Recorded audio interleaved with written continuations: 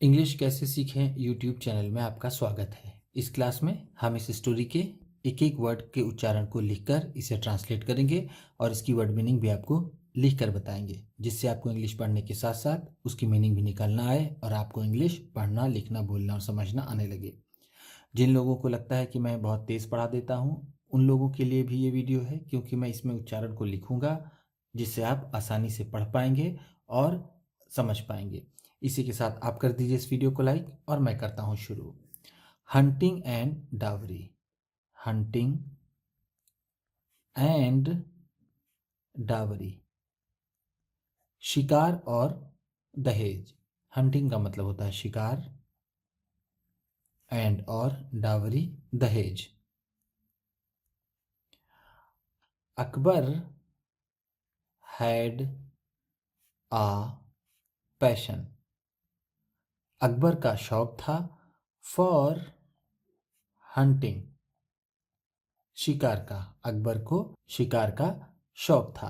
Passion का मतलब होता है शौक, या फिर पैशन का मतलब ऐसे होता है जोश।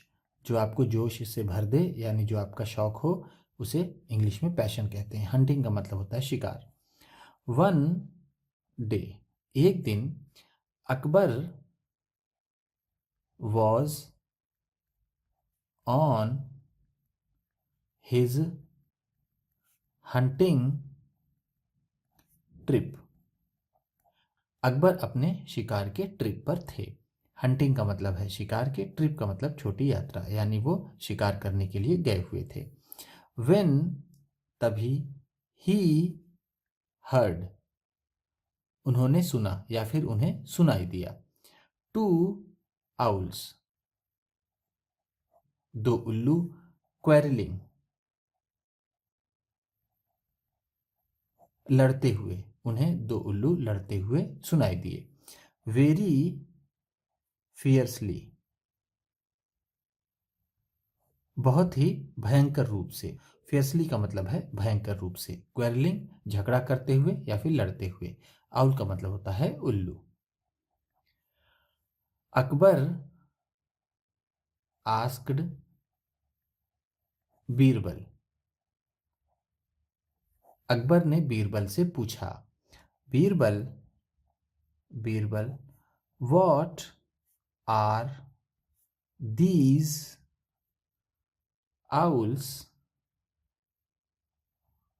सेइंग, ये उल्लू क्या कह रहे हैं। सेइंग का मतलब है कह रहे, आर हैं, दीज ये, आउल्स उल्लू, व्हाट क्या, ये उल्लू क्या कह रहे हैं। वाई आर दे क्वेरलिंग, वो क्यों लड़ रहे हैं। सो लाउडली, इतनी जोर जोर से। लाउडली का मतलब है जोर से या फिर जोर जोर से। क्वेरलिंग लड़ रहे हैं, सो इतनी। बीरबल सेड, बीरबल ने कहा। बोथ ऑफ देम, वो दोनों, आर सेटलिंग, निपटा रहे हैं। द डावरी अमाउंट,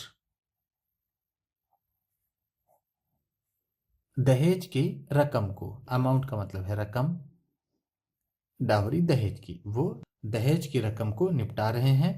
हुजूर, हुजूर, हुजूर वो दोनों दहेज की रकम को निपटा रहे हैं। बोथ ऑफ देम का मतलब है दोनों।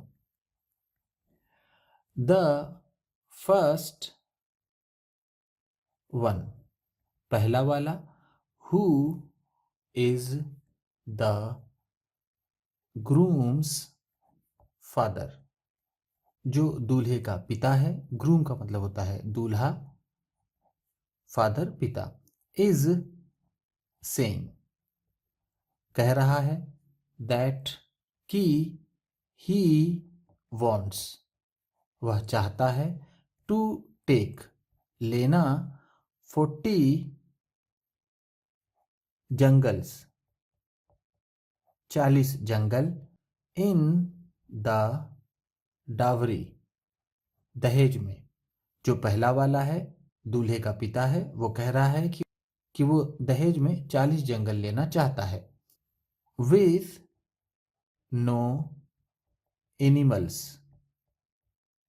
एट ऑल, जिसमें कोई भी जानवर ना हो। द अदर आउल, दूसरा वाला उल्लू।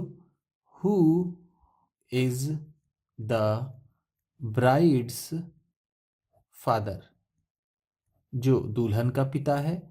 इज सेइंग, कह रहा है। दैट, कि ही कैन अरेंज, वह व्यवस्था कर सकता है। ओनली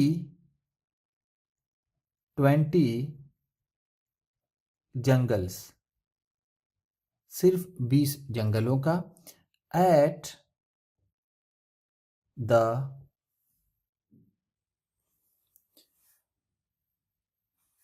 मोमेंट, इस क्षण वो सिर्फ 20 जंगलों की ही व्यवस्था कर सकता है। इन द मीन टाइम,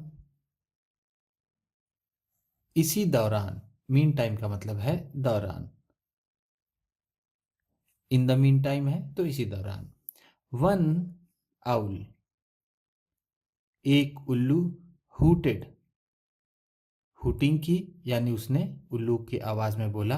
हुट उल्लुओं की आवाज के लिए यूज करते हैं, यानी जिस तरह उल्लू बोलते हैं उसे हुटिंग कहते हैं। वंस मोर, एक बार और। एक उल्लू ने एक बार और हुटिंग की। Very loudly,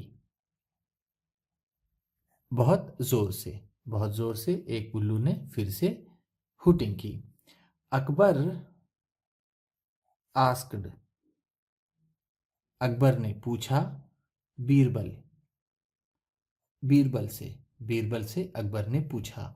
now what is he saying, अब वो क्या कह रहा है। नाउ का मतलब है अब।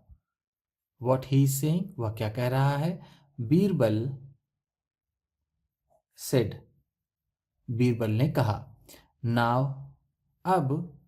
ही इज सेइंग, वह कह रहा है।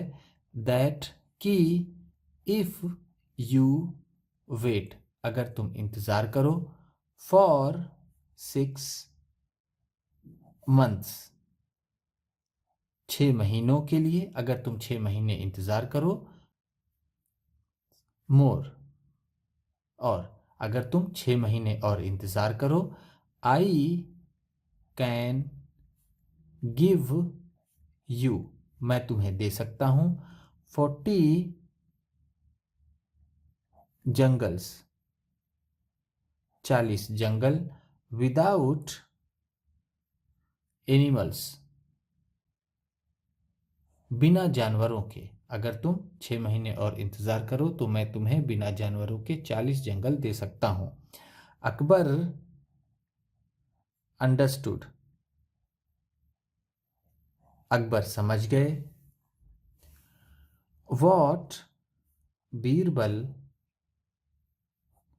वांटेड टू से, वह समझ गए जो बीरबल कहना चाहते थे।